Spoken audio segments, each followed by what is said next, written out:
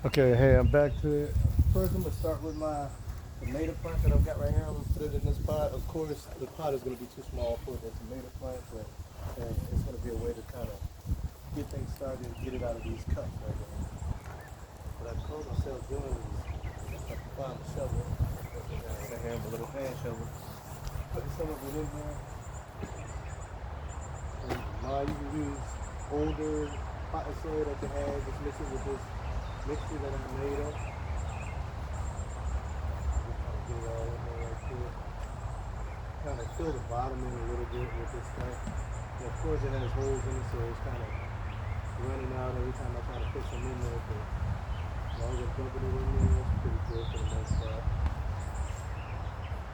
So what I'm gonna do is just kind of keep it in here right now. I'm gonna go ahead and just take this tomato plant out of here. Some of these roots are probably gonna fall off, but not really too much worry about it. I squeeze it out. Look at that root system. That's just in the cup. With all these root systems.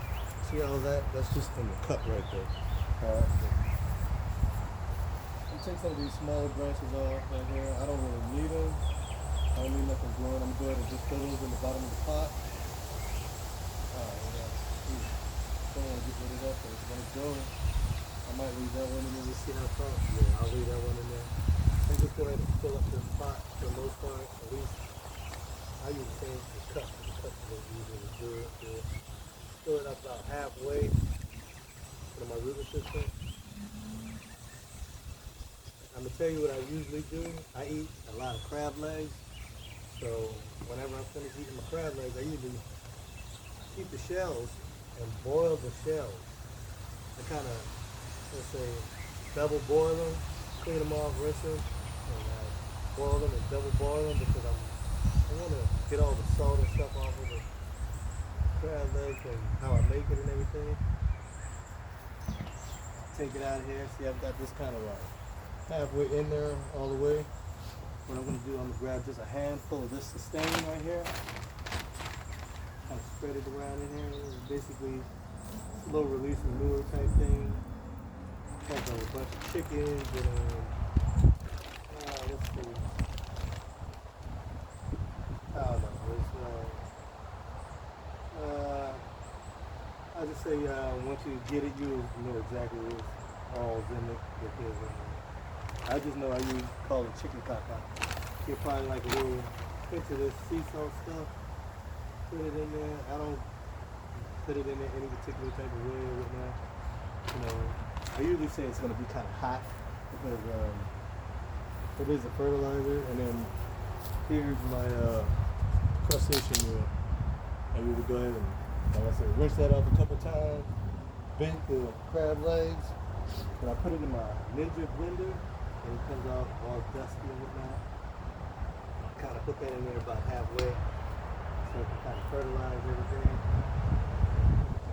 You know, tomato plants, we're going to have to do it. That's why I'm filling this guy back up. And what I've noticed, what helps me a little bit better as well, is once I get to this point right here, I try to put some water in it. And I'll go ahead and get some of that water from the rainwater that I've been collecting. Put that in there. Hold on. Grab a couple cups of this water. Put it on there.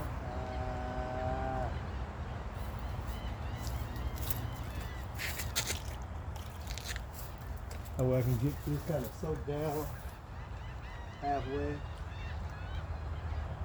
Then I can just fill this guy back up.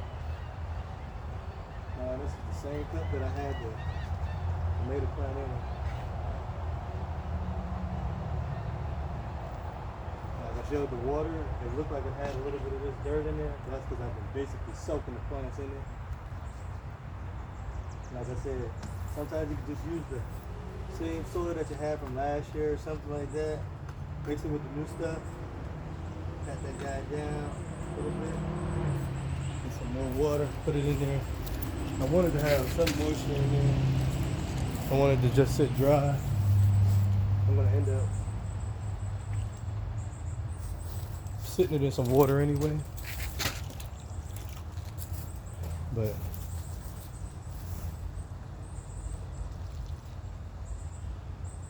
is probably, I know I have a smaller pot that's like probably about 1 3/4 of a gallon. This has to be probably about 3, which is going to probably be too small anyway, but you'd want to normally do it in a 5-gallon bucket or something like that, or either just put it in the ground at this point once your tomato plant is this high. But hey, I'm just working with the quick resources right now. My garden bed isn't really set up right now, but this is how I'm doing it.